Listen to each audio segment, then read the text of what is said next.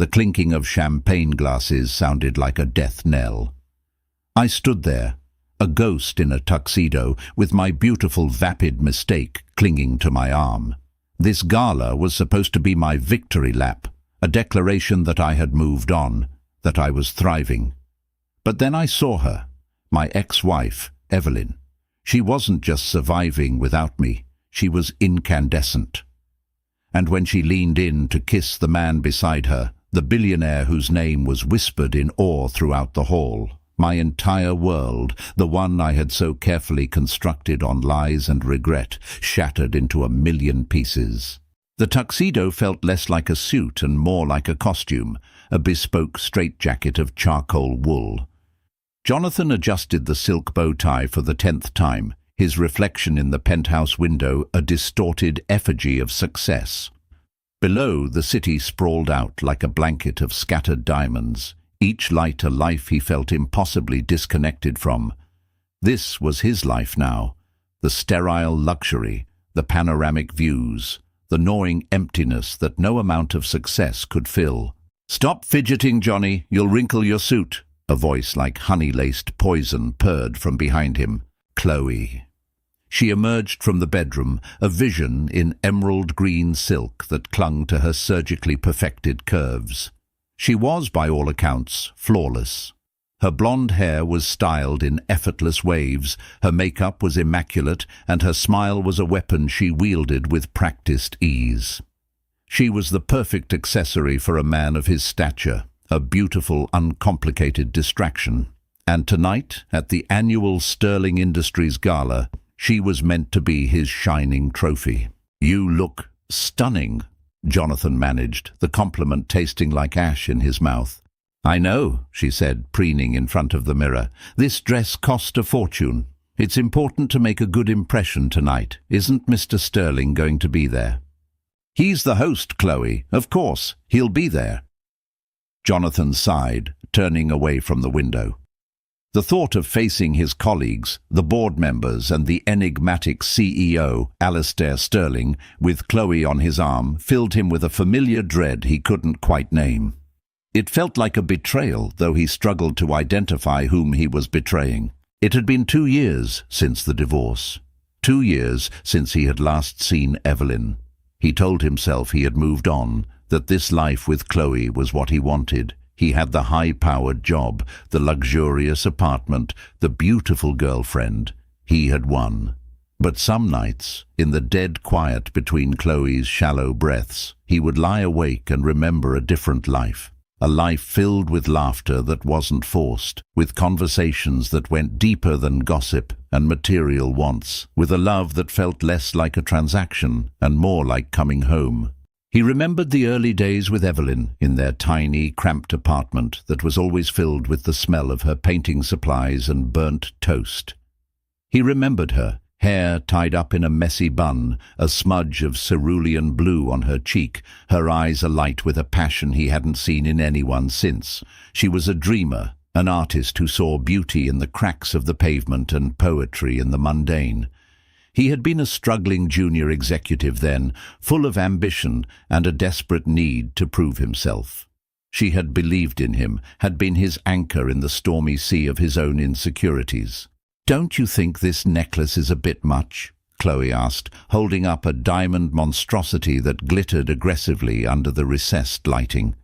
"Or is it just enough?" "It's perfect," Jonathan said, his voice hollow. He thought of the simple silver locket he had given Evelyn for their first anniversary. It had held a tiny, poorly painted picture of them, their smiles wide and genuine. She had never taken it off. His ascent at the company had been meteoric, but it had come at a cost. The long hours bled into weekends, the business trips became more frequent, and the man who came home to Evelyn was a shell of the one she had married. He became cynical, ruthless, obsessed with the next promotion, the next deal. He had traded their shared dreams for stock options and corner offices. He had told himself he was doing it for them, for their future.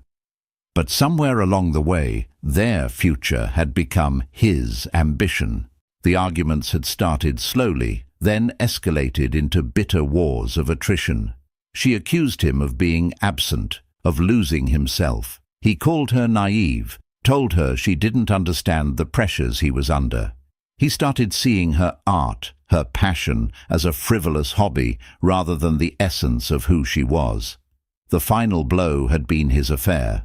It hadn't been with Chloe, but a colleague, a meaningless, sordid liaison born of ego and alcohol. When Evelyn found out, she hadn't screamed or thrown things. Her silence had been far worse. The look in her eyes was not one of anger, but of profound disappointment, as if she was finally seeing him for the hollow man he had become. The divorce had been swift and clean. She didn't want the apartment, the money, the life he had built. She just wanted out. She packed her canvases, her paints, and the silver locket, and walked out of his life without a backward glance. He hadn't seen or heard from her since. He had told himself it was for the best, that he was free. He had found Chloe, a woman who fit seamlessly into his new life, who admired his wealth and status without questioning the man he had become to achieve it. "Ready to go?" Chloe asked, snapping him out of his reverie. She looped her arm through his, her touch feeling cold and foreign. "Let's go show them who the real power couple is." Jonathan forced a smile, the muscles in his face protesting. As they walked towards the door, he caught his reflection once more. The man staring back at him was a stranger, a caricature of success. He was living in a gilded cage of his own making, and tonight he was about to parade his captor at the biggest social event of the year.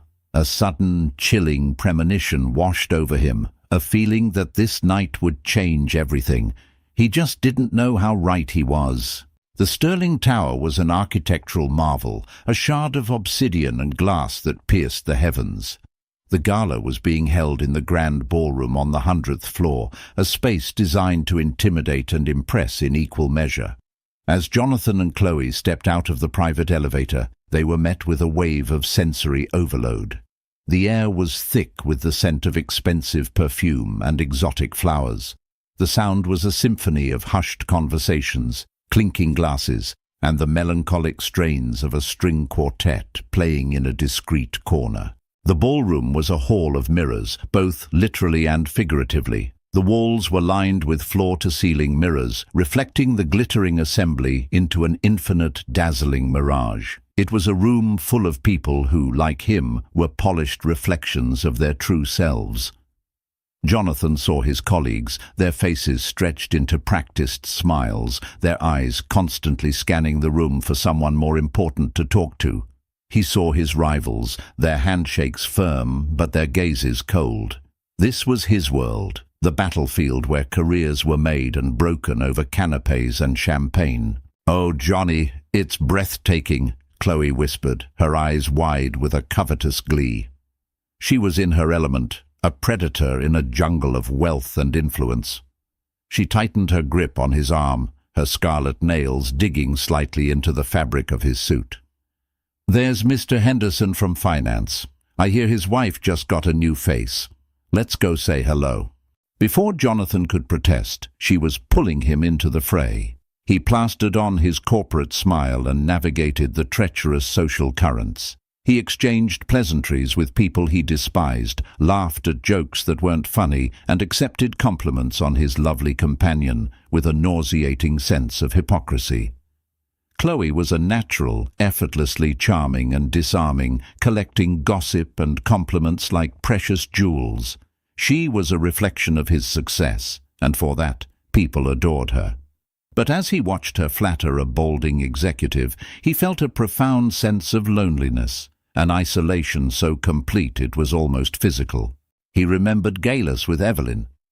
She had hated these events, had called them peacock parades, but she had always come for him. She would stand quietly by his side, a pocket of stillness in the swirling chaos. While he networked, she would observe, her artist's eye picking up on the subtle nuances of human interaction, the flicker of desperation in a young associate's eyes, the false bravado of a struggling manager. Later, she would describe it all to him with a wry, gentle humor that made the whole charade bearable. She had been his anchor, his reality check. Without her, he was just another reflection in the hall of mirrors, indistinguishable from the rest. "Jonathan, my boy," a booming voice broke through his thoughts. It was Robert Morrison, his direct superior, and a man whose jovial demeanor masked a shark's instincts. "Good to see you. And you must be Chloe." Enchanting. "Mr. Morrison, it's a pleasure," Chloe cooed, extending her hand. "The pleasure is all mine," Robert said, his eyes lingering on her a moment too long. He turned back to Jonathan, his smile tightening. "Big night, Jonathan. Rumor has it Sterling is going to announce the new VP of European Operations tonight. You're still the frontrunner, of course, but competition is stiff. The promotion. It was the reason he was here, the reason he was enduring this hollow spectacle. It was the culmination of years of relentless work, of sacrificed weekends and strained relationships. It was the prize he had told himself would finally make it all worthwhile. "I'm confident," Jonathan said, his voice steadier than he felt. "Confidence is good, but in this company it's all about perception," Robert said, his gaze sweeping over Chloe with a look that was both appreciative and dismissive. "You've got to have the right assets. Make a good impression on the big man." He clapped Jonathan on the shoulder. "Don't screw it up." As Robert walked away, Jonathan felt a cold knot tighten in his stomach. The right assets. Was that all Chloe was to him? A tool for his ambition? He looked at her, now engaged in an animated conversation with another executive's wife, and for the first time he saw the stark reality of their relationship. It was a business merger, a partnership of convenience. He provided the lifestyle, and she provided the image. There was no depth, no real connection, just a shared interest in the superficial. He needed a drink. Excusing himself, he made his way to the bar, navigating the clusters of preening guests. He ordered a scotch, neat, and downed it in one go, the fiery liquid doing little to quell the anxiety churning within him. He leaned against the marble bar, the cold stone a welcome shock to his system. He felt like a fraud, a man playing a role he had long since forgotten how to exit. He scanned the room again, a masochistic urge compelling him to take in the full scope of his gilded prison. The chandeliers dripped crystals like frozen tears. The champagne flowed like water. The laughter was loud, but held no joy. It was a perfect, beautiful, soulless performance. And then he saw her. It was just a glimpse at first, a flash of deep crimson in the sea of black and gold. A woman was standing by the panoramic window, her back to him, looking out at the city lights. There was something about her posture, a quiet confidence and grace that stood in stark contrast to the frantic energy of the room. He felt a jolt, a sense of recognition so powerful it almost knocked the wind out of him. His heart began to hammer against his ribs, a frantic, desperate drumbeat. He told himself it was impossible, that his mind was playing tricks on him, conjuring a ghost from the past. Evelyn wouldn't be here. This wasn't her world. She had run from this life, from him. Why would she ever come back? But as the woman turned slightly, her profile was illuminated by the city lights, and the breath caught in his throat. The elegant line of her jaw, the gentle curve of her neck. It was her. It was Evelyn. But it was also not. The woman he remembered was a soft, gentle soul who wore her heart on her sleeve. This woman was different. She held herself with an poise and self-possession he had never seen before.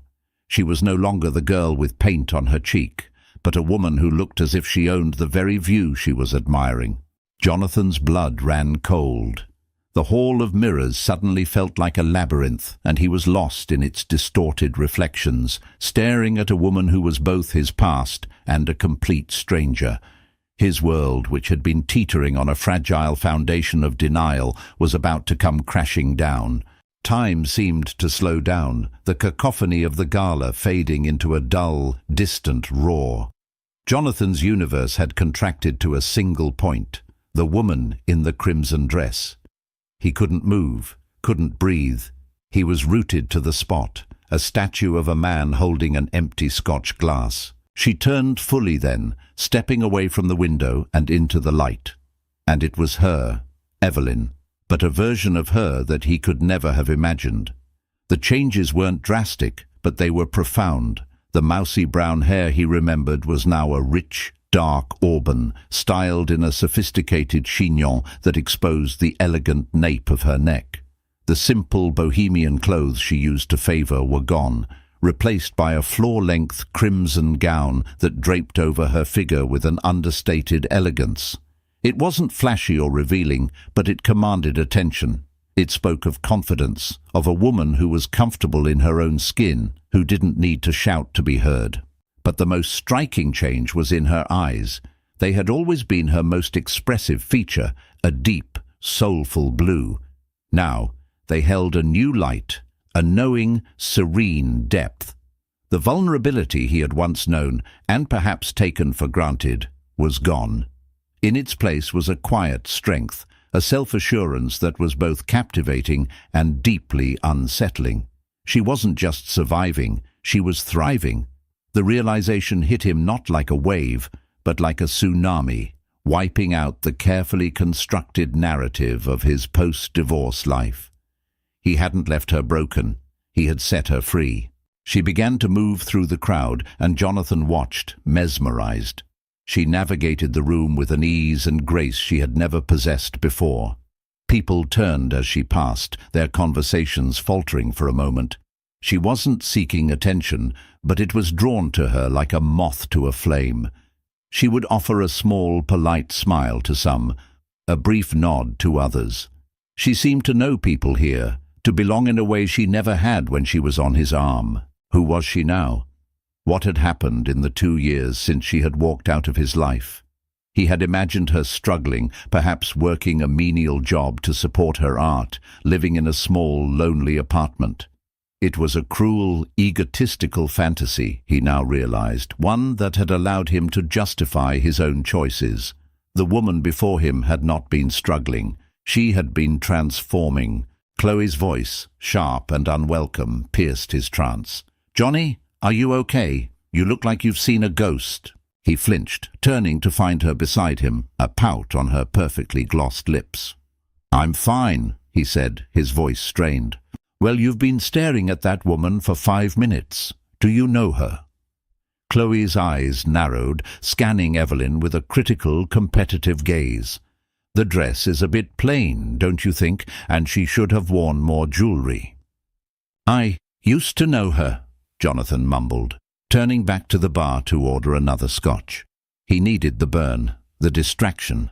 "Used to know her? What does that mean?" Chloe pressed, her tone laced with suspicion. "It means we worked together a long time ago," he lied, the words feeling like gravel in his mouth. He couldn't tell her the truth. He couldn't say, "That's the woman I threw away, the woman whose heart I broke, the woman who is now impossibly more radiant and alive than I have ever seen her." His lie seemed to placate Chloe for the moment. She launched into a story about a rival socialite's fashion faux pas, but Jonathan wasn't listening.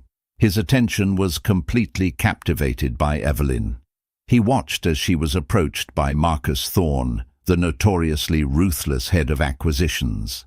Jonathan braced himself, expecting Thorne to dismiss her with his usual arrogance, but instead, Thorne's face broke into a genuine, respectful smile. He leaned in, listening intently to whatever she was saying. They spoke for several minutes, and as they parted, Thorne nodded with an expression of sincere admiration. It was surreal. This was a world Evelyn had always despised. She had called these people hollow men and gilded women. Yet here she was, not just present, but seemingly respected. How? His mind raced, trying to piece together an explanation. Had she given up her art? Had she sold out, taken a corporate job? The thought was a bitter pill, but as he watched her he knew that wasn't it. The woman in crimson hadn't compromised herself. She had evolved. A waiter passed with a tray of champagne flutes, and Evelyn took one. As she brought the glass to her lips, her eyes swept across the room. For a heart-stopping moment, their gazes met. Jonathan froze. The entire ballroom with its noise and its light seemed to vanish. There was only the vast, silent chasm of 2 years between them. He saw a flicker of recognition in her eyes, a brief, unreadable expression that might have been surprise, or perhaps something else entirely. It was there and then gone in an instant. She didn't smile, she didn't frown. She simply held his gaze for a second that stretched into an eternity, and then, with a subtle, almost imperceptible nod, she looked away, turning her attention to someone who had just approached her. That nod was more devastating than any scream or accusation could have been. It was a dismissal. It was polite, it was civil, but it was a clear and unambiguous signal that he no longer had any power over her. He was a part of her past, a chapter that had been read, closed, and put away on a dusty shelf. The air rushed back into his lungs, and he felt a dizzying mix of emotions, shock, regret, and a strange, agonizing pang of longing. He wanted to march over there, to demand an explanation, to ask her how she had done it, how she had become this person. But what right did he have? He was the one who had walked away. He was the one who had shattered their life together. "Johnny, are you even listening to me?" Chloe's voice was sharp with irritation. "What? Yes, of course," he stammered, tearing his eyes away from Evelyn. "I was saying we should try to get a moment with Mr. Sterling. This could be your only chance to speak with him before the announcement." The promotion. He had almost forgotten. The prize that had once seemed like the most important thing in the world now felt like a hollow, meaningless trinket. What was a vice presidency compared to the loss he was now feeling so acutely? He had climbed to the top of the mountain, only to realize he had left his soul at the bottom. And he had just seen it, walking through a crowded room in a crimson dress, more beautiful and unattainable than ever before. As if summoned by Chloe's ambition, Alistair Sterling made his entrance. The low hum of the gala seemed to dip in volume, a collective intake of breath as the host finally graced his own party. Sterling was not what most people expected. He wasn't old or ostentatious. He was in his late 40s with a lean, athletic build, sharp features, and eyes that seemed to see right through the polished veneers of everyone in the room. He wore a simple, impeccably tailored black suit with no tie, an act of defiance against the corporate dress code he himself had created. He exuded an aura of quiet, unshakable power. He didn't need to command a room. His presence was enough. "There he is," Chloe whispered, her voice a mixture of awe and avarice. "Go on, Johnny. Go talk to him." But Jonathan couldn't move, because Alistair Sterling was not alone. He had walked into the room and moved directly, without hesitation, to the woman in crimson, to Evelyn. Jonathan watched, his heart turning to a leaden weight in his chest, as Sterling reached her side. The billionaire didn't offer a formal handshake or a polite greeting. Instead, he placed a hand gently on the small of her back, a gesture of casual, profound intimacy. He leaned in and murmured something in her ear, and Evelyn turned to him, her face breaking into a smile. It was a genuine, radiant smile, the kind Jonathan hadn't seen in years, the kind he used to believe was reserved only for him. The room seemed to tilt on its axis. Evelyn and Alistair Sterling. It was impossible. It made no sense. How could their worlds have possibly collided, the quiet, anti-corporate artist and the titan of industry? It was a conjunction of two completely different galaxies. The crowd began to gravitate towards them, a slow, inexorable tide of sycophants and hopefuls. Sterling was the sun, and everyone in the room was a planet desperate to be caught in his orbit. But Sterling seemed oblivious to them all. His focus was entirely on Evelyn. They stood together, a portrait of effortless connection, speaking in low tones, seemingly in a world of their own. "Well, I'll be damned," Chloe breathed, her voice a strange mix of shock and envy. "Who is she?" The lie about them being former colleagues now felt flimsy and transparent. The truth was lodged in Jonathan's throat, a bitter, jagged pill he couldn't swallow. He felt a surge of something hot and unfamiliar, jealousy. It was a raw, primal emotion that took him by surprise. He had no right to be jealous. He had a beautiful woman on his arm. He had been the one to end things. But seeing Evelyn with another man, with that man, felt like a physical blow. He watched Sterling's hand on her back, the easy way he stood beside her, the way he looked at her as if she were the only person in a room of 1,000. He was seeing a version of Evelyn he had never known, a woman who was not his shy, supportive partner, but a confident equal to one of the most powerful men in the world. What had he missed? What had he been so blind to? He remembered her trying to talk to him about her art, about a new gallery she had discovered, about an idea for a series of paintings.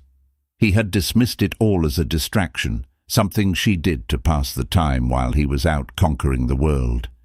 He had never seen it as her purpose, her passion. He had never seen her. Not really. The realization was a slow, agonizing burn. He had always seen himself as the star of their story, the protagonist. Evelyn had been a supporting character, the loving wife who existed to bolster his own journey. Now, watching her with Sterling, he understood. She had been on her own journey all along, one he had been too self-absorbed to notice. Her story hadn't ended when theirs did. It had just begun. "Jonathan, are we just going to stand here?" Chloe hissed, her patience wearing thin. "This is our chance. Robert Morrison is already heading over there. We're going to miss our window." He looked at Chloe, at her perfectly made-up face, her eyes glittering with naked ambition. She saw Sterling and Evelyn as an opportunity, a stepping stone. She couldn't see the complex, painful history that was unfolding before his very eyes. To her, this was just another move in the game. To him, it felt like the final checkmate. He let Chloe pull him forward, his legs moving on autopilot. As they got closer, he could hear snippets of their conversation. Sterling was laughing, a low, genuine sound.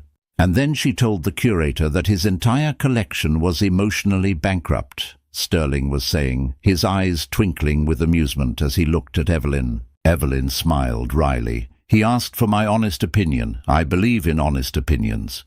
Jonathan stopped dead in his tracks. That was pure Evelyn, unfiltered, unafraid to speak her mind, something he had once loved and had later tried to suppress, telling her to be more diplomatic. Sterling wasn't just tolerating her honesty, he was captivated by it. "Jonathan, what are you doing?" Chloe tugged at his arm, but he was frozen.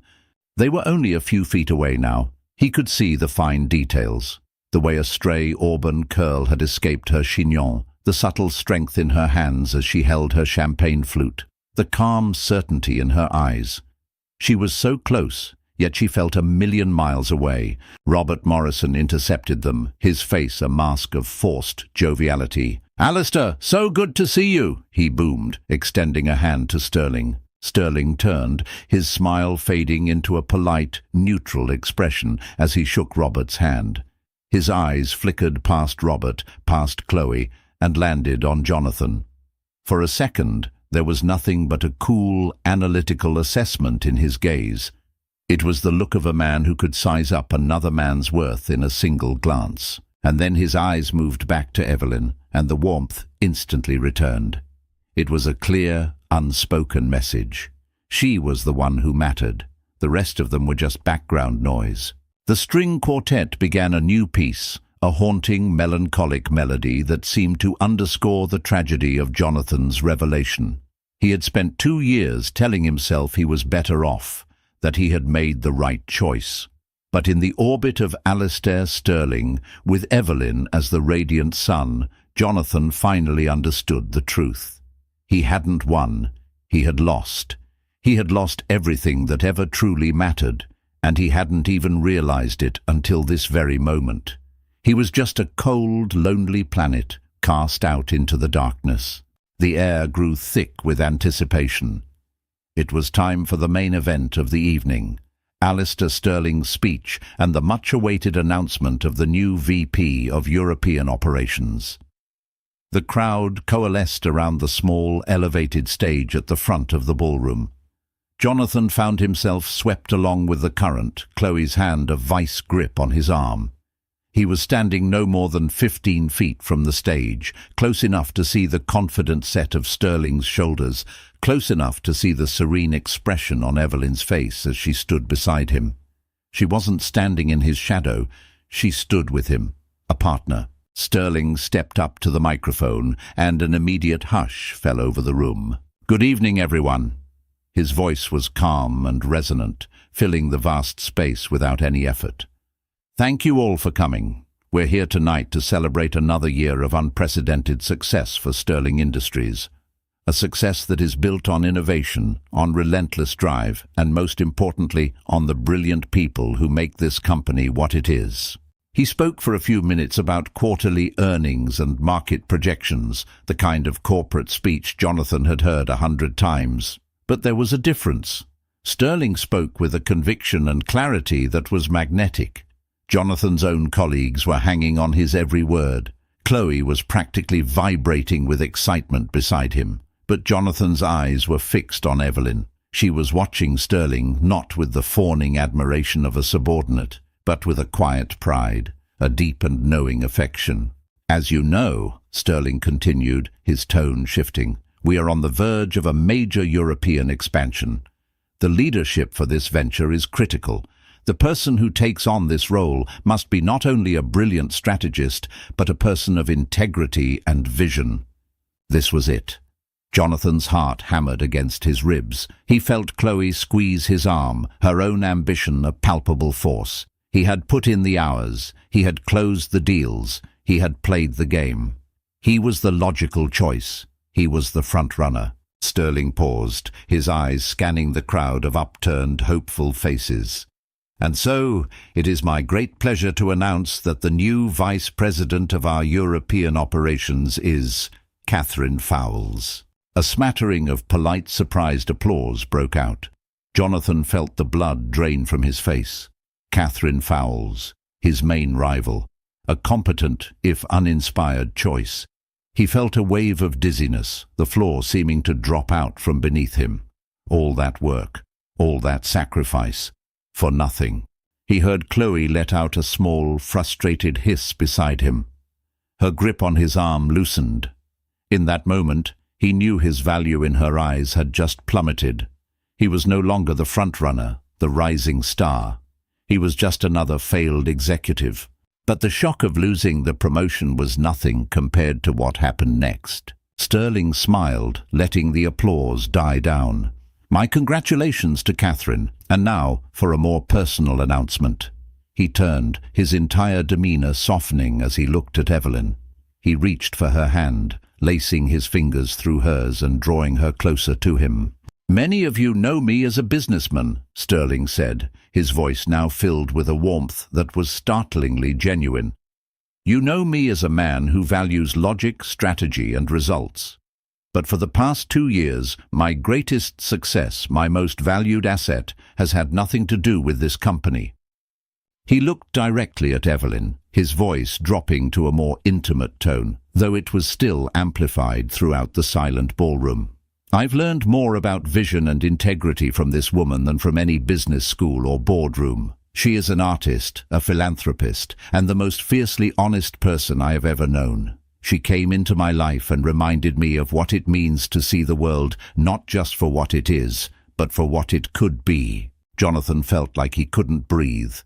The air in his lungs had turned to cement.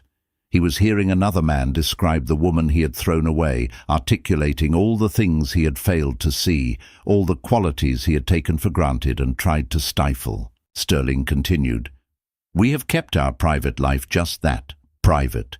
But I find I am no longer willing to hide the best part of my life.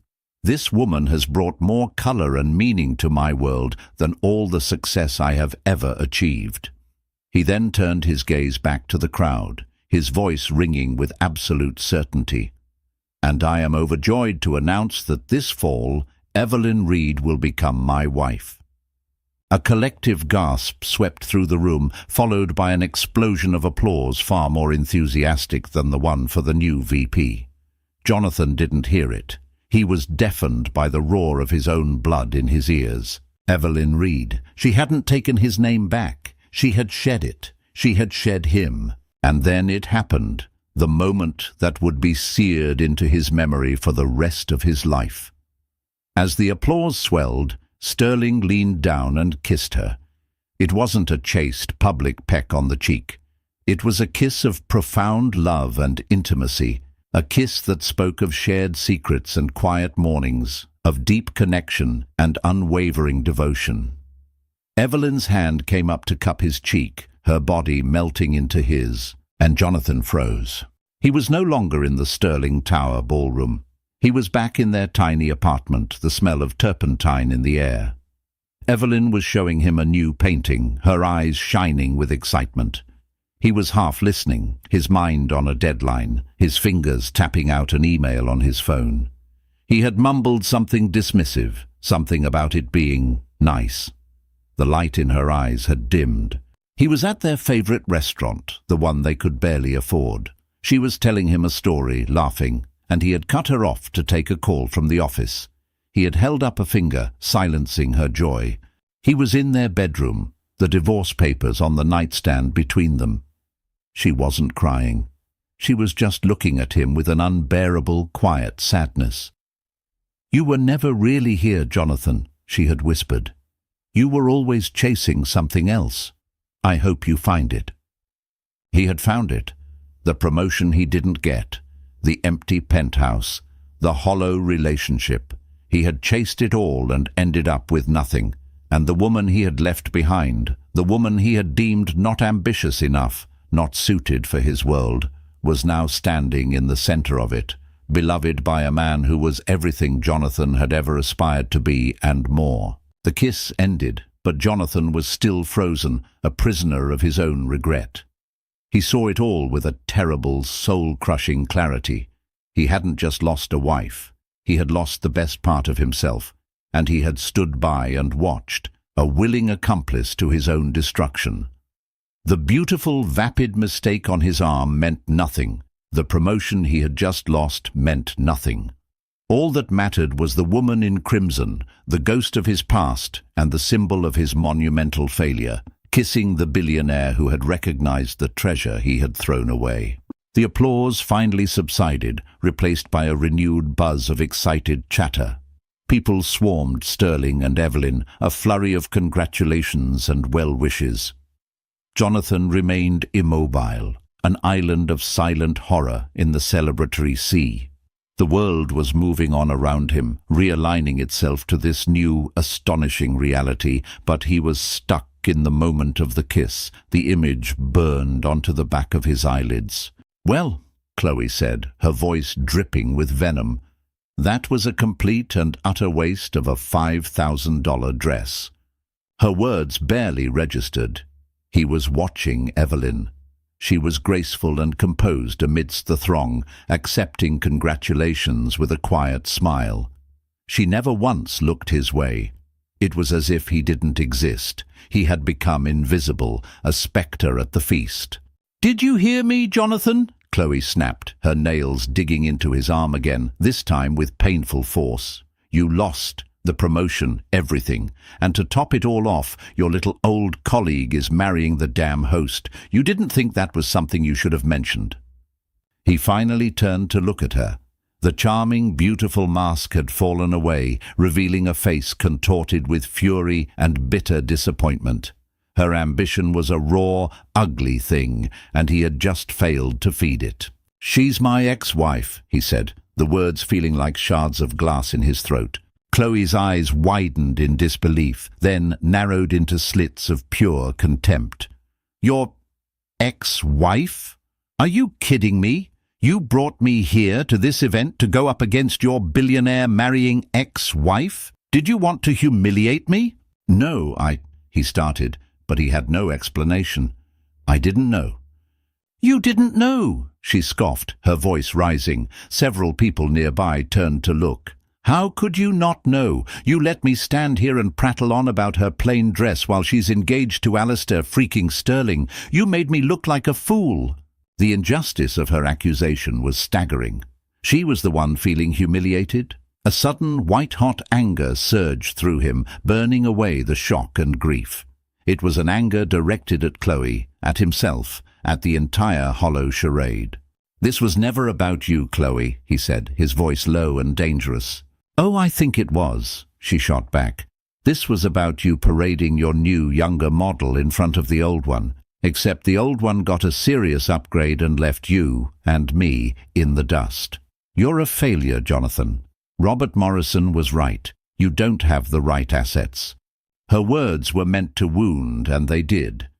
But they also liberated him.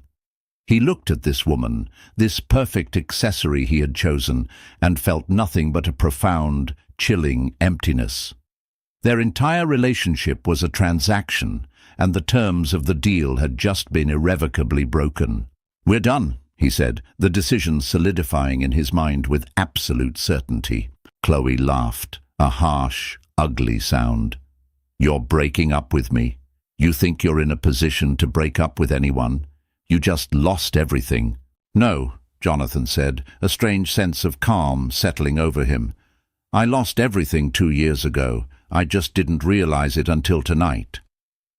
He turned and walked away from her, leaving her standing there, her mouth agape in fury. He didn't care about the scene she might make. He didn't care about what his colleagues would whisper tomorrow. None of it mattered. He pushed his way through the crowd, his movements frantic, desperate. He didn't know where he was going, only that he had to get out, to escape the suffocating atmosphere of the ballroom, to escape the reflection of his own failure in 1,000 mirrors. He found a side door that led to a deserted service corridor. He stumbled through it, the sudden silence a stark contrast to the noise of the gala. The corridor was dimly lit, lined with pipes and electrical conduits.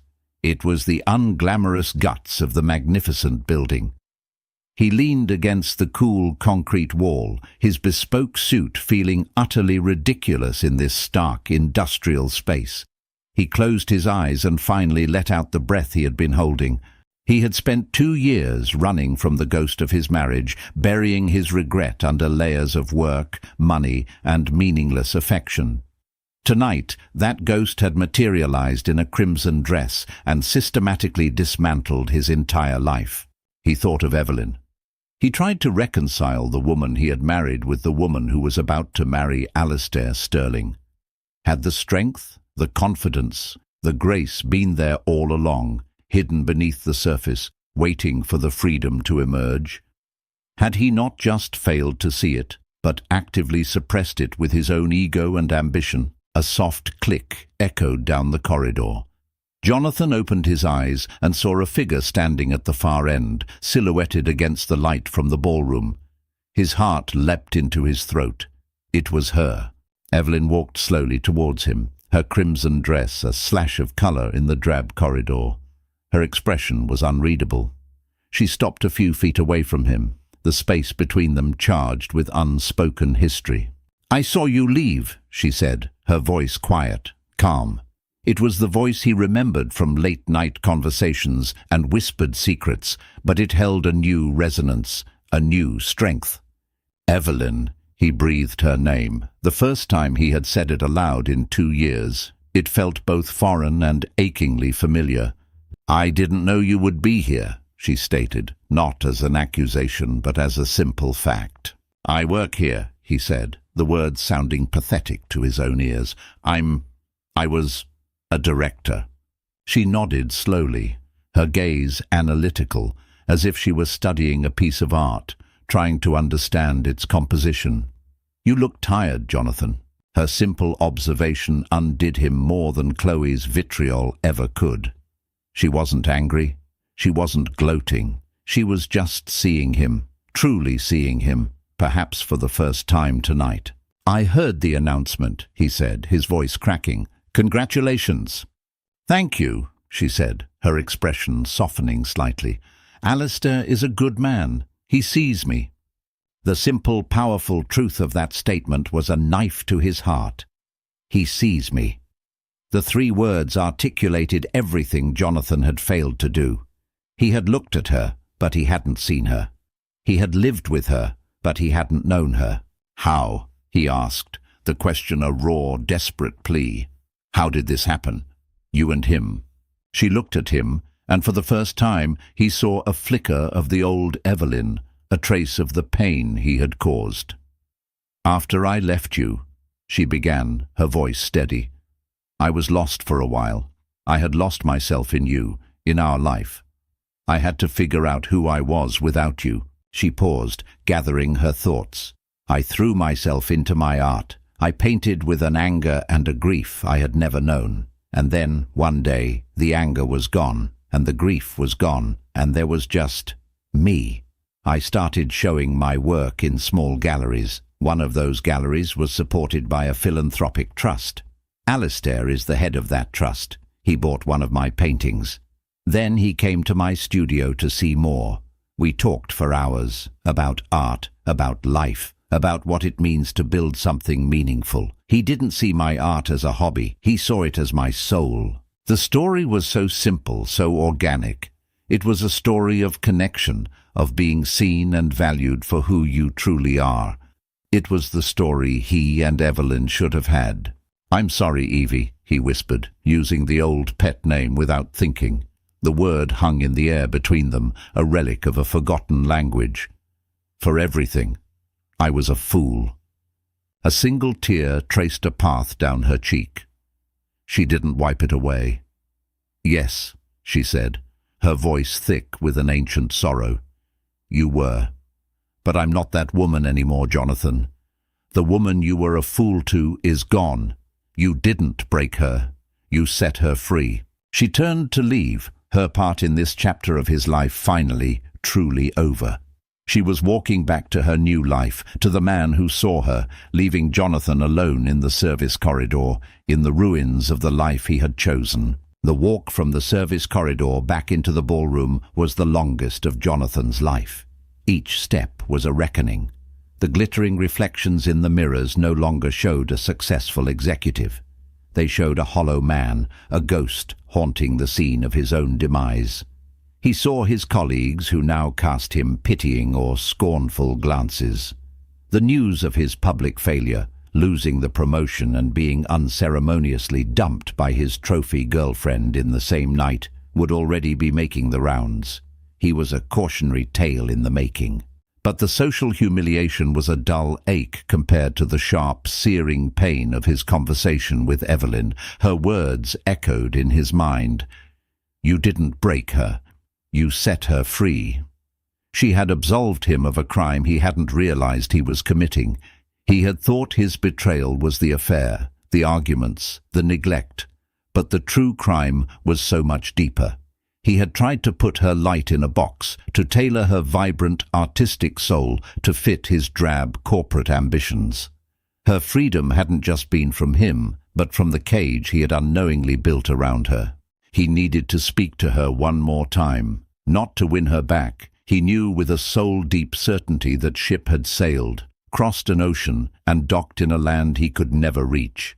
He needed to do it for himself. He needed one final act of honesty to begin the long, arduous process of finding the man he had lost so many years ago. He saw her near the grand entrance, standing with Alistair Sterling. They were preparing to leave. Sterling had his hand on her back, a quiet, protective gesture. He was laughing at something she had said, his face alight with genuine joy. The sight was another twist of the knife, yet Jonathan found himself feeling a strange, detached sense of peace. She was happy, she was safe, she was loved, and in the end, wasn't that what he should have wanted for her all along? As he approached, Alistair Sterling's eyes met his. The warmth in them instantly vanished, replaced by a cool, unyielding steel. It was the look of a man protecting what was most precious to him. "Jonathan," Evelyn said, her voice neutral, though he could see a flicker of surprise in her eyes. "Mr. Sterling," Jonathan began, his voice hoarse. He extended a hand. "I just wanted to say congratulations to both of you." Sterling looked at Jonathan's outstretched hand for a long moment before taking it. His grip was firm, his gaze unwavering. "Thank you," he said, the words polite but frosty.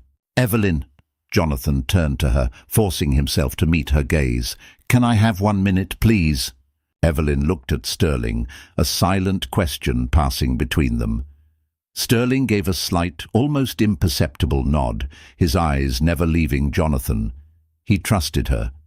The depth of that trust was another revelation. Sterling stepped back, giving them a small pocket of privacy amidst the departing guests. "I'm not here to ask for anything," Jonathan said quickly, the words tumbling out. I need to say this. I need you to know that I see it now. Everything." He took a shaky breath. "I remember when we first met. You were painting in the park, and you had this light inside you. You saw the world in a way I couldn't understand, but I was drawn to it. I loved it. And somewhere along the way, I became afraid of it. Your light made my own ambitions feel small and grey, so I tried to dim it. I told you to be more practical, to be more diplomatic. I dismissed your art. I tried to make you a reflection of my world, instead of celebrating the beautiful, brilliant world you had inside you." He could see tears welling in Evelyn's eyes, and he felt his own throat tighten. The affair, that was just a symptom of a much deeper sickness. I was losing myself, and instead of fighting for us, I took the coward's way out. I blamed you for not understanding the pressure I was under, when in reality I was the one who didn't understand what true strength and value were. You were holding the real treasure, and I traded it all away for a pile of fool's gold. He finally ran out of words, the confession leaving him feeling raw and exposed, but also lighter than he had felt in years. He had finally spoken the truth, the ugly, painful, and necessary truth. Evelyn was silent for a long moment, the tears now tracing silent paths down her cheeks. "I loved that man in the park, Jonathan," she said, her voice soft but clear. "The one who was still dreaming, the one who hadn't yet decided that my dreams were less important than his. I held on for him for a long time. I kept hoping he would come back, but he never did." "I know," he whispered. I'm so sorry I let him die." She reached out and for a fleeting moment laid her hand on his arm. Her touch was not one of romantic affection, but of a sad, compassionate closure. It was a gesture of forgiveness. "That man isn't dead, Jonathan," she said. "He's just lost. I hope for your sake you find him again. Goodbye." She turned and walked back to Alistair, who wrapped his arm around her protectively. He gave Jonathan one last, long look, a look that was no longer hostile, but held a sliver of something akin to understanding, perhaps even pity. Then they turned and walked out of the ballroom, leaving Jonathan alone with his reckoning. He had come to the gala to cement his victory, to claim his prize. He was leaving with something far more valuable, a brutal, unflinching understanding of himself. He had lost the promotion, the girlfriend, and any lingering hope of reconciliation with the love of his life. He had, by all conventional measures, lost everything. But as he stood there, amidst the ruins of his carefully constructed life, he felt a flicker of something he hadn't felt in a very long time. It wasn't happiness or even hope. It was a possibility. The possibility of starting over. The possibility of finding that man who was lost. The reckoning was over. The long road to redemption was just beginning. The days that followed the gala were a blur of quiet deconstruction. Jonathan walked into Robert Morrison's office the next morning and resigned, the letter of resignation already typed and signed. Robert was surprised, but not shocked. In the cutthroat world of Sterling Industries, a public failure of that magnitude was a career death sentence anyway. Jonathan's resignation was just a preemptive strike. "Any plans?" Robert asked, his professional curiosity piqued. "I'm going to find something I lost," Jonathan replied, the cryptic answer feeling more honest than any talk of new jobs or business ventures. He then went home to the sterile penthouse and methodically packed Chloe's belongings into expensive suitcases. She had already gone, leaving behind only a faint, cloying scent of her perfume and a few angry text messages. He left the suitcases with the doorman and felt a profound sense of relief as the door to the apartment clicked shut, sealing off that chapter of his life. Living in the penthouse felt like living in a mausoleum, a monument to a life he no longer wanted. He broke the lease, taking a significant financial hit, and rented a small, simple apartment in a part of the city he and Evelyn used to love, a neighborhood with old brick buildings, independent bookstores, and art galleries. The apartment was sparse, with white walls and wooden floors that echoed with every footstep. For the first time in years, there was silence. No corporate jargon, no vapid chatter, no hum of ambition. It was a terrifying, beautiful, and empty canvas. He didn't know what to do with himself. He had spent his entire adult life climbing a ladder, and now he was standing on the ground, with no idea which direction to walk.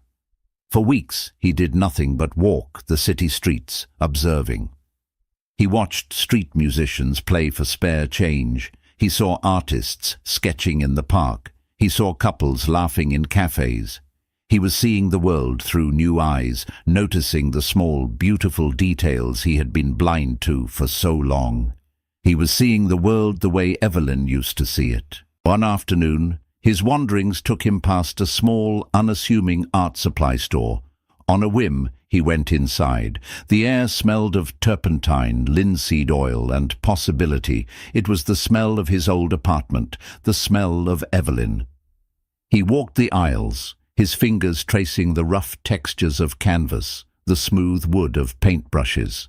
He had no idea what he was doing, but he bought a small starter set, a few canvases, some acrylic paints, and a set of brushes. Back in his empty apartment, he set up the easel in the middle of the living room, the afternoon sun streaming through the large window. He stared at the blank white canvas for what felt like hours. It was the most intimidating thing he had ever faced. More intimidating than any boardroom, any hostile negotiation, any CEO. It was a perfect, unblemished void, and he was terrified of scarring it with his own inadequacy. He thought of Evelyn's words. That man isn't dead, he's just lost. Who was that man? What did he care about? What did he want to say? Jonathan didn't have the answers, so he decided to paint what he felt. He squeezed a dollop of dark, stormy grey paint onto the palette. Then he added a deep, mournful blue. He mixed them together, the colour of regret. His first brushstroke was hesitant, clumsy. He had no technique, no training. He just moved the brush across the canvas, letting the emotions flow out of him and into the colour. He painted the suffocating darkness of his ambition, the sharp, jagged lines of his broken relationships, the hollow emptiness of his success. He painted for hours, losing all track of time. He was covered in paint, his hands, his face, his clothes. The sun went down, and the room grew dark, but he kept painting, fueled by a frantic, desperate energy. When he finally stepped back, exhausted and spent, he looked at what he had created. It was a mess, a chaotic, ugly, abstract explosion of dark colors. It was a portrait of his own broken soul, and it was the most honest thing he had done in a decade. In the center of the dark, chaotic mess, he saw a small patch of canvas he had missed, a tiny, untouched speck of white. It was a flaw in his painting of despair, but as he looked at it, it didn't feel like a mistake. It felt like a possibility, a glimmer of light in the darkness. He picked up a new brush, and with a trembling hand, he dipped it into the brightest, most vibrant yellow he had. He touched the brush to that tiny speck of white, leaving a single, brilliant dot of color in the heart of the storm. It wasn't a masterpiece. It wasn't even a good painting. But it was a start. It was the first brushstroke on the new canvas of his life. He didn't know what the final picture would look like. He didn't know if he would ever find happiness or redemption. But as he stood there, in his quiet, empty apartment, looking at that single dot of yellow, he felt a flicker of something he had thought was lost forever, a small, tentative spark of hope. He was finally painting his own world, and for the first time he was seeing it in full color. So, what do you think? If you were in Jonathan's shoes, watching the love of your life kiss another man after you threw it all away, what would you have done? Would you have fought for her, walked away in silence, or done something else entirely? Let us know in the comments below. The ferry groaned as it kissed Bainbridge Island, and everyone surged toward the gangway, pressed flowers and pressed smiles, headed for a wedding that promised forever. Mara Esteban held the hand of a 14-year-old girl whose hair curled the way his did, dark, insistent spirals, and whose eyes were the exact indifferent blue she used to wake up to. Conversations fizzed around them, the groom's name, the venue with its cedar beams and water view, the designer of the dress. The girl saw the man waiting on the dock, recognized him without a single introduction, and whispered almost happily, "That's him." And Mara, steadying herself, didn't say no. The wedding invitation arrived like a dare, thick paper and gold script, her name spelled correctly in his fiancée's neat hand. Mims, Mara Esteban. The return address read, Kiana Lodge, Bainbridge Island. As though a place could promise good behavior. Ethan Hale, after 3 years of silence, except for the legal mess of signatures, wanted her at his wedding. Mara turned the envelope in her fingers inside the nurse's lounge at Swedish Medical Center, First Hill, the way she used to turn her wedding band in meetings when his texts burned through her pocket. "Where are you?" "Don't embarrass me." We agreed on dinner by 7. The vowels on the invitation seemed to gleam in the fluorescence. Across from her, Annika stirred a plastic spoon through a yogurt, watching. "You look like you swallowed a ring," Annika said. "Close," Mara replied, tearing the envelope. She already knew the answer, but needed to see it, the way you press a bruise to check if it still hurts. "Ethan and Camille request the honor." "You going?" Annika asked quietly. "Not a chance," Mara said and slid the invitation into the recycling. She was lying, though she couldn't know that yet. The letter that would change her mind was not from Ethan. It sat in a tattered manila envelope in locker 17, bottom shelf, 3rd row, the locker they kept for families who needed time. When the palliative unit called, Mara often volunteered. She was good at the small particulars of endings. The day she met Sophie Armitage, it was a Tuesday in late March. Rain had scribbled all over the windows. Cherry blossoms had made a mess of the sidewalks. Sophie was 47, 3 years older than Mara, brittle with stage I-4 colon cancer and anger at the unfairness of solvents and genetics. Her daughter was 14 and folded into a blue hoodie like hiding could make her younger. "Iris," she said, voice careful. Not Iris Hale, not anything but Iris. They spoke about pain and sleep, how to keep the hours from becoming water. Iris read to her mother, old paperbacks with broken spines, and once when Mara came to hang fluids, she realized the girl looked like someone she used to love and could no longer say why. It lived in the line of the jaw, the hawkish precision of the nose, the improbable eyes. "You're good with her," Sophie said one afternoon. "I don't have kids," Mara said, gentle. Sophie watched her, then looked away. "I made a bad choice," she murmured. 14 years ago. I thought I had time to correct it." Mara didn't ask. The unit was an ecology of unfinished stories. Pry at one, and the whole world might topple. She adjusted the flow, checked the tape, wrote notes. When Sophie's pain spiked a week later and the social worker scrambled to arrange contingencies, guardianship, rent, the way cities can feel like they're moving on without you, Mara found Iris alone in the family kitchen, tearing a napkin into confetti. "She'll die," Iris said without dramatics. Mara considered the speech adults crafted for children, all about journeys and sleep. She chose honesty, the one offered to her when her father died a decade earlier. "She will," she said, "and we'll make sure she's not afraid." The night Sophie died, she asked for a pen. It took her 2 tries to address the envelope. She pressed her thumb to the seal as if that were how paper could be blessed. "Locker 17. she whispered to Mara. For you, please. Mara waited until the paperwork assigned Iris to an emergency foster placement for 48 hours. She waited until the room felt like a photograph of itself. Then she opened locker 17 and slid the manila envelope out, patient as a surgeon. Inside, a single-page letter written in a slow, unsteady hand. So, Mara, you cared for us. You don't know me, but I know you from the world. You were married to a man named Ethan Hale. He is Iris's father. I never told him. I was afraid, and then proud, and then stubborn, and then it was too late. There's a photo of him from the Puget Tech newsletter when he raised his seed round. Still that stupid smile. You were in the background.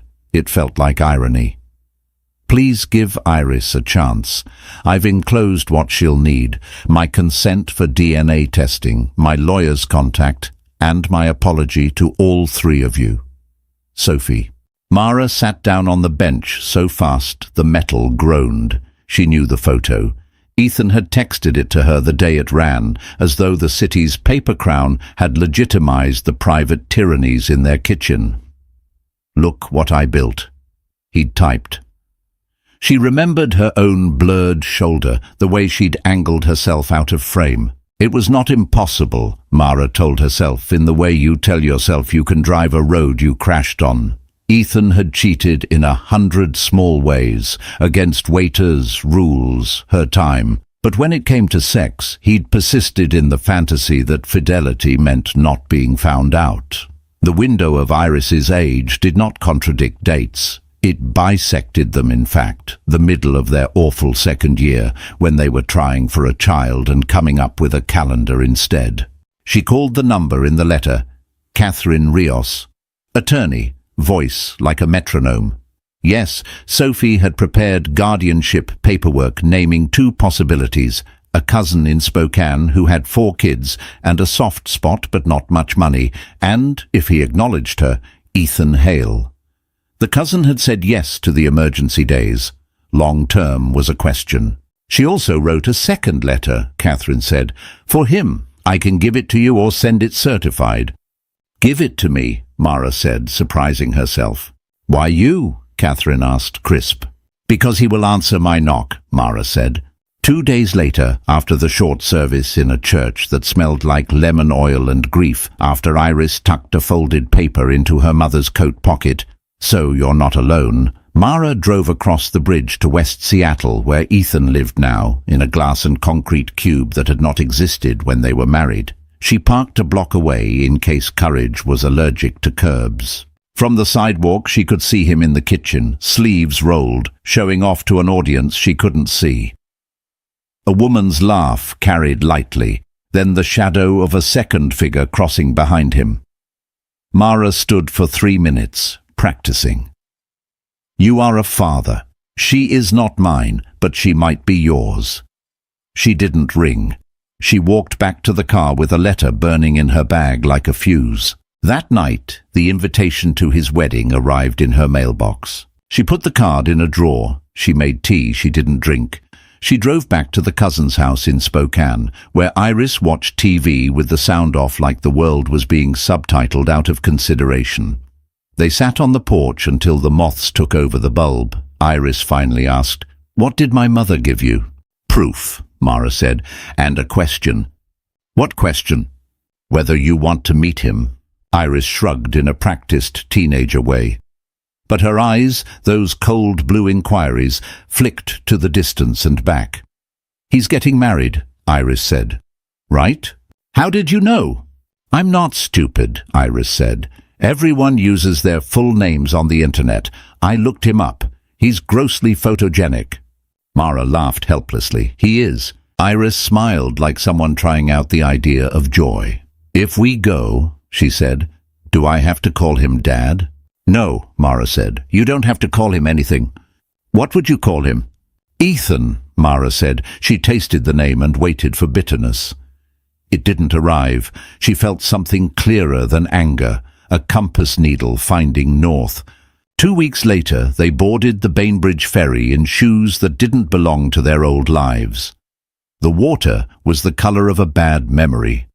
Iris leaned into the wind, hair in her mouth, eyes on the skyline. "Do you think he'll recognize me?" she asked. "Yes," Mara said, "he will." Mara met Ethan at a fundraiser she hadn't wanted to attend.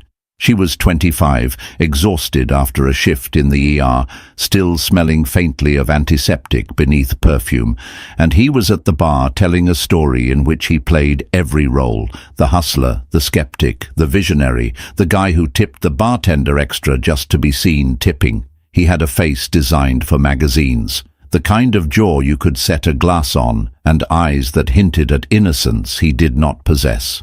"Are you with the hospital?" he asked, taking in her blue rayon dress like a set of vitals. "Nurse," she said, resisting the apologetic tilt she'd inherited from her mother when saying the word.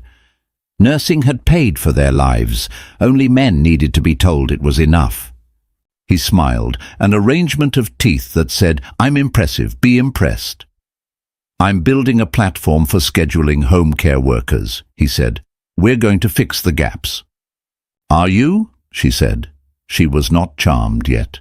He laughed, recalibrating, liking the challenge.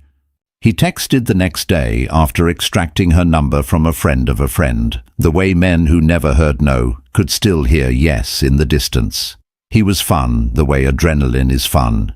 He made small choices with big confidence and big choices with small humility.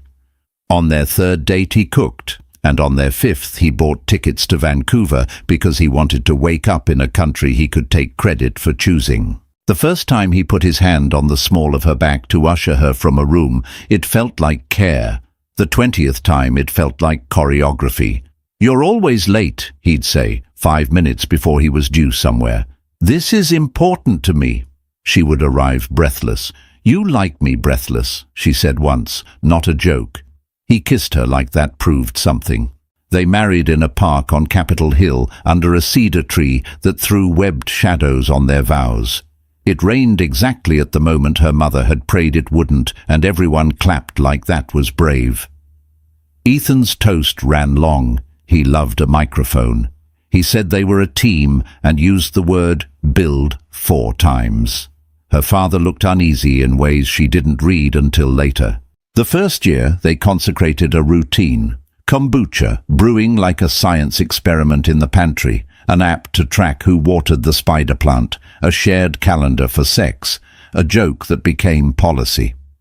Mara was expected at investor dinners because she was quick with names and quicker with stories that made Ethan palatable. "You're magic," he told her, after one night she'd rescued an awkward pitch with a well-timed anecdote about a grandmother and an iPad. "I couldn't do this without you." She wanted to believe him. She did. She ignored how she always stood beside him in photos, but a step behind. When they decided to try for a baby, he purchased ovulation test strips like he was staffing a lab. He built a spreadsheet. They talked to a friend at Seattle Reproductive Medicine who gave them a discount on blood work and hope. The clinic lighting made every bad idea look clean. The first time she miscarried, he held her and made smoothies and told her the body sometimes needed a reboot, like he was speaking IT to her cells. The second time, he did not cry. He opened his laptop and asked about timing. She wanted fury from him. She got project management.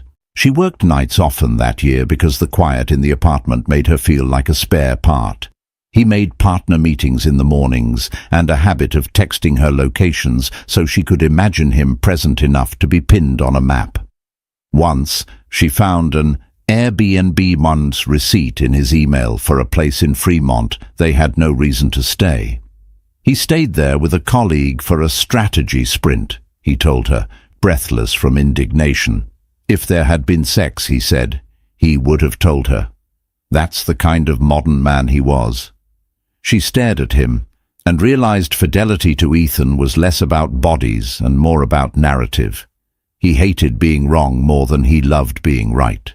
The day she brought up counseling, he said he was too busy but open to an asynchronous approach, a shared doc with bullet points of grievances and solutions. She left the apartment that night and sat in her car for an hour, breathing like you breathe in an oxygen mask someone else is tugging at. They separated 6 months later. The divorce was a series of yes-no checkboxes, though none of the questions were honest. Property split, no kids, no pets, no shared debt. The relief she felt when a judge stamped the papers was a relief she could not confess. It mimicked childbirth, except nobody put a baby in her arms. Ethan reorganized his life with a ruthless efficiency she had always suspected was pointed at something other than love. He moved to West Seattle, bought the cube house with floor-to-ceiling windows, dated a series of women whose Instagram captions sounded like goals. When he met Camille Hart, a PR director for a tech firm that specialized in narrative management, Mara recognized the pairing as inevitable. A man who believed stories could be engineered, and a woman who knew how to publicize the illusion. Mara avoided neighborhoods where she might run into him. Seattle is a small town that pretends it is a city. She moved her roots around his shadow. She learned to sleep alone without measuring the space on the other side of the bed. She refused to hate him because hate was both more attention than he deserved and a second leash around her own throat. And then Sophie's letter. Mara would have said she had no appetite for revenge. What she felt instead, after the contents in Locker 17, was stewardship and a clarity that felt like moral oxygen. She'd seen men change when confronted with a body that looked like theirs. Sometimes they fled, sometimes they folded, sometimes rarely they learned a new grammar of love. Ethan had spent years narrating himself as the hero. She wondered what shape he would take when the story was not his to tell. The ethics of it knocked at her ribcage. Was she using Iris? Was the wedding a theatrical stage that could damage someone who had already lost too much? Mara kept returning to Sophie's final request. Please give Iris a chance. Chance did not mean a soft landing. Sometimes it meant a truthful ascent, air thinner but cleaner. She booked the ferry. She bought Iris a dress that didn't pretend to be expensive but fit like generosity. They practiced answers in the car. Who are you? Someone might ask. A friend, Iris would say. Family, Mara would add. Not a lie.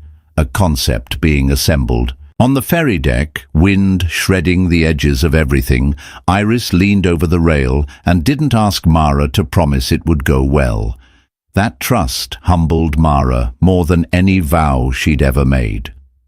Across the deck, a group of guests with perfectly messy hair and suits that looked effortless drank canned champagne and laughed. One of them gestured to the island, and the word forever floated above the water like a helium balloon heading toward the sky because it didn't know any better. Mara checked her phone. A DM from Camille Hart, sent the night before in a tone that mixed warmth with strategy. He insists we include you. Closure is a kind of hospitality, right? Would love to meet the woman who taught Ethan to soften his edges. C. Closure was PR speak for I am managing variables. Mara typed and deleted 3 replies, then pocketed the phone. She would meet Camille on a dock and decide in 5 seconds what kind of woman she was. Merciful, ruthless, or both. She suspected both. The ferry horn cut through the grey. Bainbridge drew closer, houses tucked among trees like secrets you could live inside. Iris squeezed Mara's hand, not for reassurance, but rhythm. Ready? Iris asked. No, Mara said, honest. But we're here anyway. Kiana Lodge looked like a film set designed by someone who believed in wood. Cedar beams, cedar tables, cedar benches, the smell of it everywhere, clean as after rain. The water behind the ceremony lawn was a sheet of hammered tin, gulls like commas tossed across it. A team in black moved chairs like a choreography perfected over seasons. The rehearsal dinner had already started. Guests collected cocktails from a boat-shaped bar, sets of parents hovered in their ceremonial anxieties, and Ethan did the rounds with Camille, hand at her waist like a trademark. Mara tried to keep her posture from speaking for her. No flinch, no apology. Iris wore a dark green dress that made her eyes colder and warmer by turns, a paradox Mara wanted to protect forever. Camille saw them first. She was smaller than she looked in photos, which made her presence stranger. People online are always bigger. She had careful hair and a dress that insisted on structure, and when she smiled, it was the kind of smile that knew how it would be photographed. "Mara," she said, moving forward, both hands offered, public warmth engaged. "Yes," Mara said, "and this must be—" Camille's eyes flicked to Iris, and something like calculation softened into curiosity, then into a pretense of ignorance that was too graceful. "I don't think you mentioned you were bringing someone," she said to Mara, still smiling. She was lying. PR people never like surprises. They just act like they do. "This is Iris," Mara said, "a friend." "Welcome," Camille said to Iris, offering the bright tone adults use for teenagers they haven't decided how to read. Iris shook her hand with a practiced gravity that made Camille's expression flicker. "Mara," Ethan said behind them, and the word carried 5 years of everything: laughter, rules, silent dinners, declarations like decrees. He looked exactly the same, and nothing like she remembered. Time had sanded him, success had sharpened him. His suit was the kind of blue that wasn't navy but wanted you to think navy. His eyes went to Iris immediately and did not leave. Blood recognizes itself. "Ethan," Mara said. She did not step back when he stepped close. He registered that, a small recalibration behind the eyes. "You look well," he said, because he was a man who performed courtesy even when his mouth was full of nails. "I'm working nights. It's flattering lighting," she said. He smiled, surprised into it. He and Mara always spoke best when there were witnesses. Camille slid a hand along Ethan's arm, almost proprietary, and squeezed. "I'll go check on the seating cards," she said, voice low, and left them in a little circle of charged air that the party intentionally pretended not to notice. Ethan looked at Iris again. "Who's this?" he asked, an actor playing ignorance too broadly. He was good at many things. He was terrible at pretending not to be intelligent. "This is Iris," Mara said. "Her mother was my patient. If he'd been holding a glass, he might have dropped it." He blinked once, slow. And it would be better to have this conversation somewhere without a bar and a hashtag," Mara said. He had the sense to nod. "Office," he said quick. 10 minutes. He leaned toward Camille across the room. She saw him, read the cue, and produced a smile calibrated to give him permission in public. PR as love language. They hid in a small office that smelled like printer ink and broken plans. Ethan closed the door and breathed out in a way that acknowledged he'd been holding his breath for 14 years without knowing it. "Is she—" he began and stopped. "Tell me I'm crazy." Mara slid Sophie's second letter from her bag and placed it on the desk like a warrant and also a plea. He didn't touch it at first. He looked at Mara instead with a tenderness that startled her, the ghost of the man who'd once braided her hair when she was feverish, the boy in him peeking through the CEO. Then he looked down and read. By the third line, the blush had fled his face. By the fourth, his jaw had set. At the signature, he pressed his lips together like a child who had learned too early that crying had a cost. "She never told me," he said, a confession and a defense. "She's dead," Mara said. "Yes." He closed his eyes. "Is there proof?" "We can do a test," Mara said. "We have her mother's consent. Iris is willing, but you don't need a test." He exhaled, a small laugh like a nerve misfiring. "She looks like me." "She does," Mara said. "She looks like my father," he added, and the word father landed between them with the weight of his ghost. Ethan's father had left when he was 8, a habit of abandonment disguised as freedom. Ethan spoke of him rarely, and when he did, he used language that made absence sound like a theory.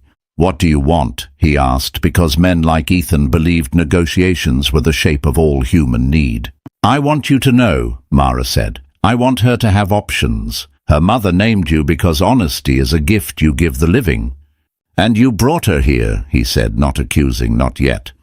"I brought her where I knew you'd be," she said. "You invited me to your fairy tale. I brought the plot." He huffed, almost a smile. "You always did." "What are you going to tell Camille?" Mara asked. "The truth," he said, a reflex. "Which is?"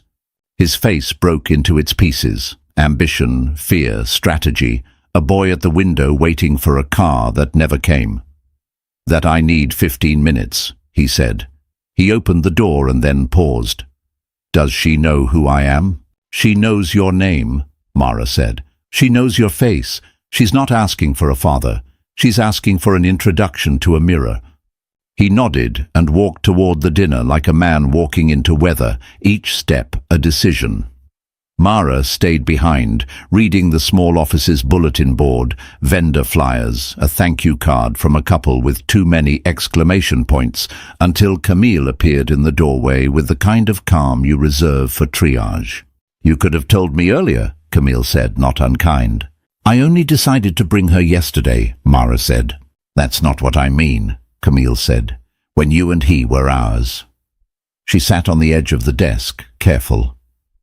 "Do you think he'll be a good father?" "He could be," Mara said. "He's very good at being what he decides to be." Camille's mouth twitched.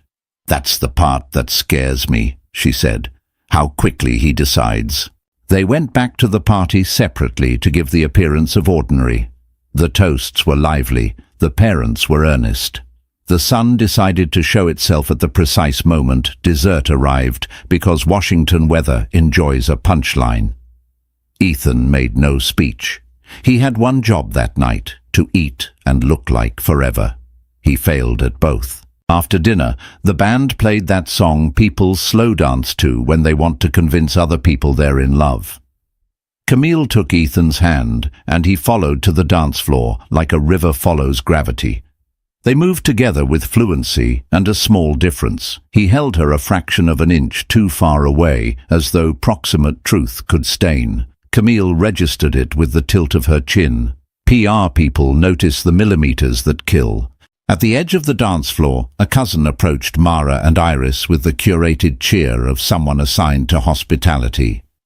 "Whose side are you on?" she asked, the question all weddings hinge on. "Ours," Iris said, surprising herself and Mara. The cousin laughed and wandered off to find a photo booth. Iris watched Ethan 3 songs in a row and then looked at Mara. "He's good at pretending," she said, not cruelly. "He's had practice," Mara said, also not cruel. The night ended the way these nights always end, with sparklers promising joy you have to hold just so. Ethan and Camille walked through the tunnel of light. Guests whooped, cameras did their ravenous work. Mara and Iris stood at the back of the crowd where smoke smudged the air. "Tomorrow?" Iris asked. "Tomorrow," Mara said, the word more question than vow. "Rain." "Of course." The morning washed Kiana Lodge in a persistent mist that made everything look freshly invented. The bridal suite hummed with spray tans and curling irons. The groom's room smelled of cologne and nerves. Mara walked the path between buildings with a cup of black coffee and a neutrality nurse's practice the way violinists practice scales. She and Ethan had agreed to meet at the far end of the dock at 9 before photographers began assigning people to corners of their own lives. Iris slept late, grief's collateral permission, and Mara asked Annika to text if the cousin in Spokane called. Logistics are a balm when emotion threatens flood. Ethan arrived in running shoes and a hoodie, bareheaded in the drizzle. He looked like a version of himself no one photographed. He put his hands in his pockets and took them out again. "I didn't sleep," he said.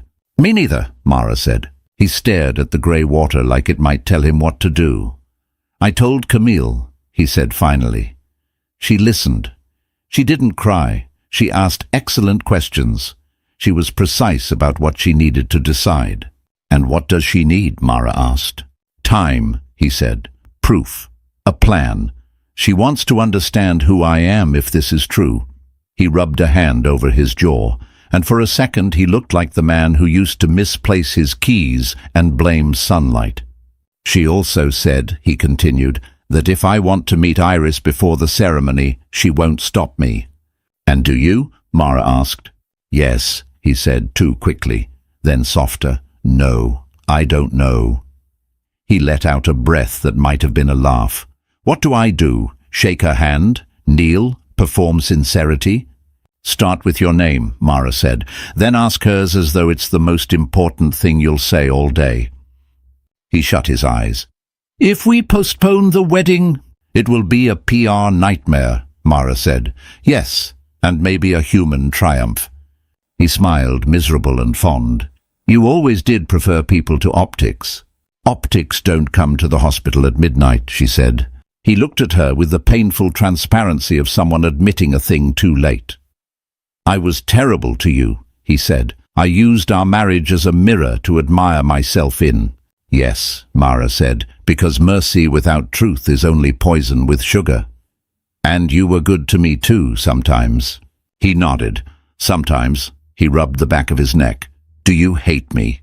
No, she said. I don't carry you like that. I set you down. He swallowed. The rain grew briefly intentional and then reconsidered. May I see her? He asked, boyish now. After breakfast, Mara said, when she's had food and we've all decided we can breathe. He nodded, a student accepting a plan. He looked oddly relieved to be told what to do. Power imbalances are often preferences disguised as accidents. They walked back toward the buildings. Camille stood under the awning of the main hall, umbrella exact, posture a TED Talk on poise. She wore no makeup yet, and without it she looked younger and more dangerous. She stepped toward them with a smile calibrated for interior use. I've moved the timeline, she said, not asking permission. We're doing family photos after lunch, vows at 3. That gives us space. For me to decide, Ethan said. For us to decide, Camille corrected, and Mara liked her a little for the grammar. Camille turned to Mara. Would you be there if he meets her? I think she trusts you to tell us when we're being performative. Mara nodded. I can do that. They met in a side room with a window over the garden. Iris sat in a chair she had turned perpendicular to the social geometry of the room, as teenagers do when negotiating territory. She wore jeans and a sweatshirt that said Garfunkel, a thrift store joke she'd fallen in love with, and she tapped her foot to a rhythm only she could hear. Ethan paused in the doorway like a man resisting an undertow. He looked at Mara, then at Iris. Hi, he said, voice newly small. I'm Ethan. I know, Iris said. She didn't smile, but her mouth softened. I'm Iris.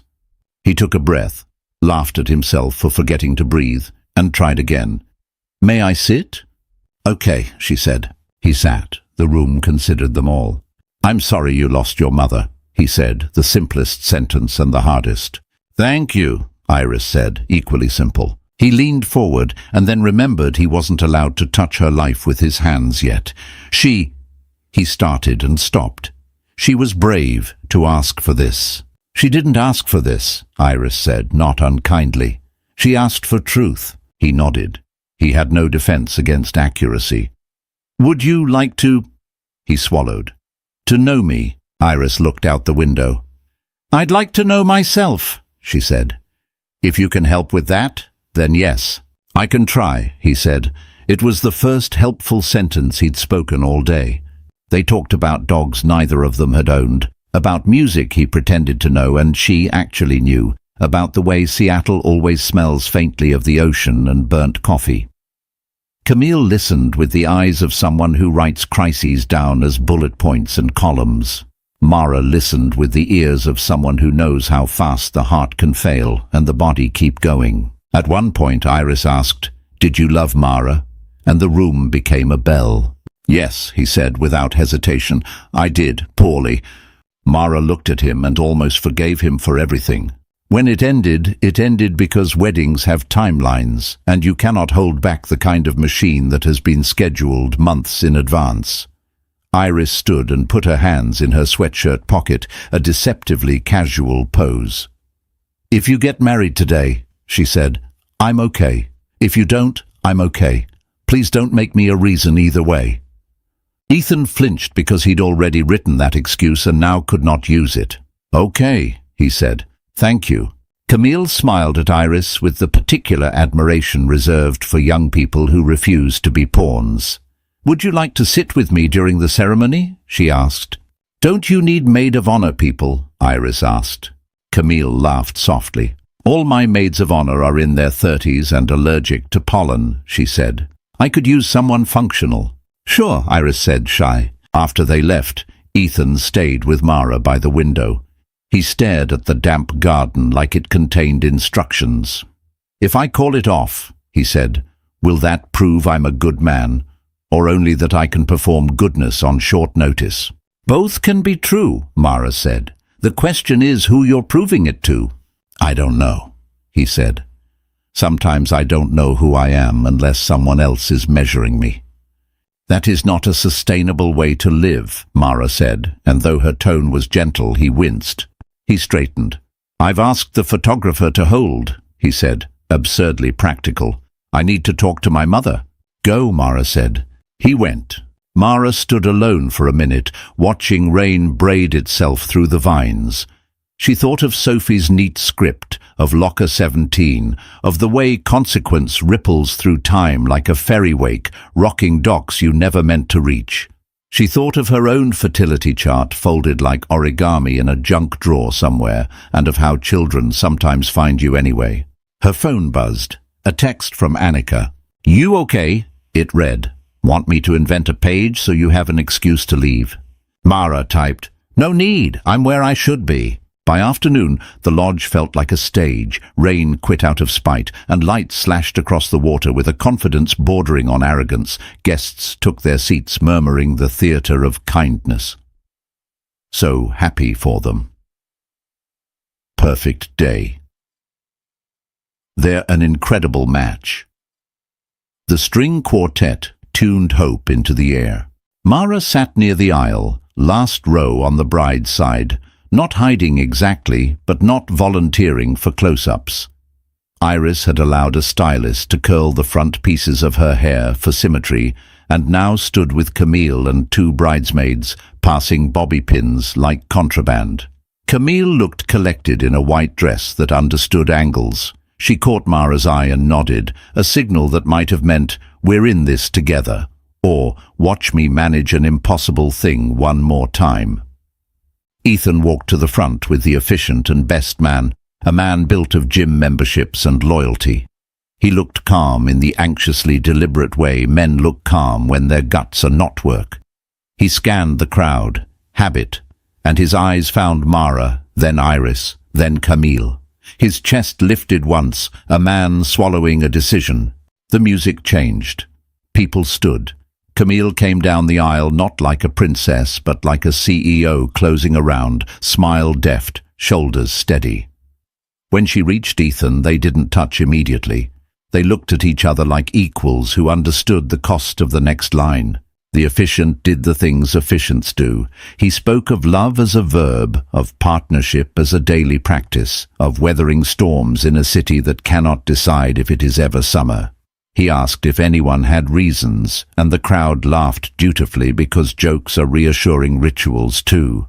Ethan's vows had been written 2 weeks earlier and revised 5 times by committee, his therapist Camille, a friend with a knack for poignancy. But the version he took out of his pocket then was not any of them. Paper shakes when the body shakes. His did. "Camille," he said, "I was going to promise you a lot of things. I was going to promise you certainty and consistency and curated transparency. I was going to promise you the man I like to be on paper." He looked at the guests and then away. "This morning, I met someone who is likely my daughter. 14 years ago, I made a choice, and then made a lot of other choices to avoid that first one. Today, that math found me. The sound that moved through the crowd was not a gasp. It was a recalibration, a million tiny gears accepting a new alignment. The string quartet stopped, then started again in confusion, then stopped for good. Camille did not flinch. She had the poise of a statue and the humanity of a person who reads slowly to understand. She took his hand. "Go on," she said, so softly only the front rows heard.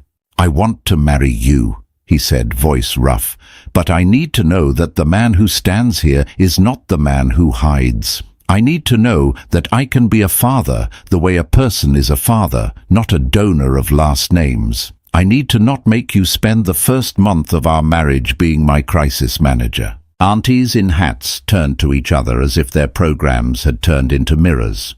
The best man stared at the sky like he wished he could be anywhere else. In the last row, Mara gripped the seat in front of her to keep her body from rising to do something foolish like clap. Camille inhaled and exhaled, visible. She looked at the officiant, then at the audience, then at the far wall of trees as if they were the only neutral witnesses. She turned back to Ethan. "I won't marry you today," she said, clear and merciful. "I might marry you someday. I would like to marry a man who can tell the truth without an audience. I would like to marry a man who can hear no and not turn it into a performance of growth." No one moved. Even the gulls seemed to adjust their flight paths. "I'm sorry," Ethan said. The apology was not theatrical, it was tired and real. "I'm sorry." "I know," Camille said. She squeezed his hand and let go.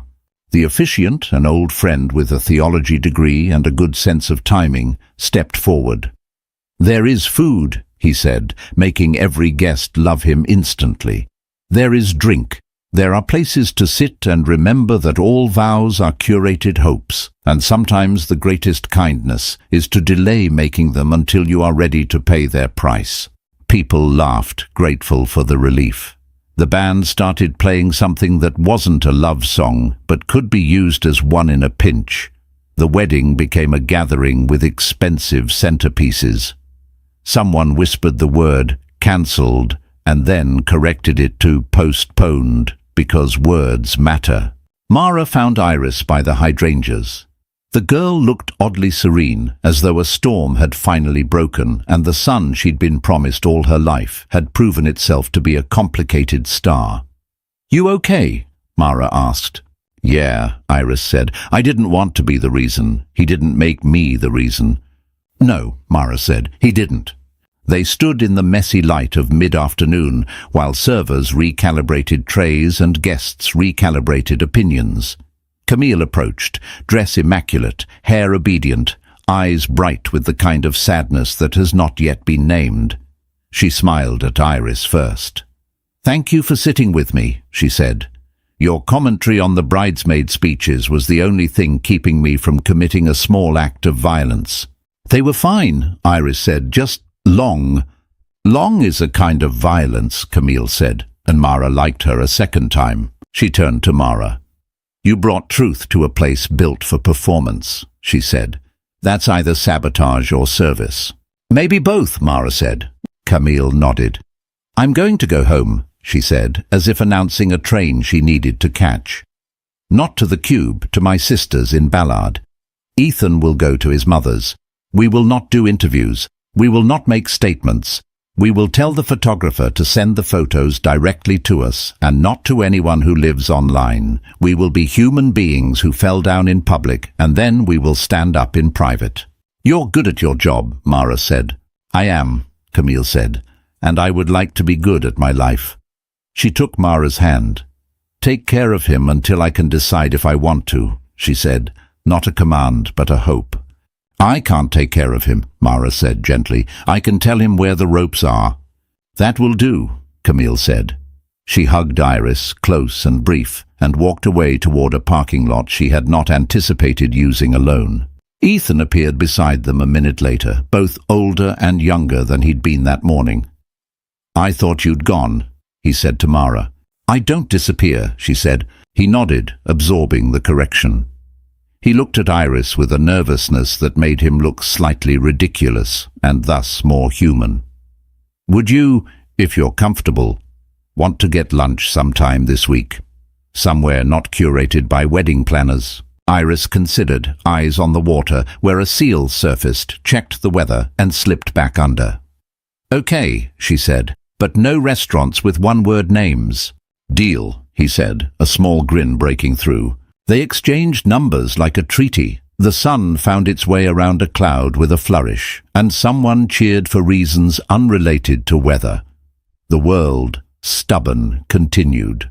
That evening, Mara drove Iris back to the ferry. The lines were long. Delays happen when cities decide to pretend they're islands, and islands pretend they're cities. They sat in the car with the windows down, gulls opinionated, salt in the air like seasoning. "I thought weddings were for grown-ups," Iris said. "They are," Mara said, "but today was for adults." Iris laughed. "What's the difference?" "Grown-ups like the image," Mara said. "Adults like the work." "And which are you?" Iris asked, teasing. "I'm trying," Mara said.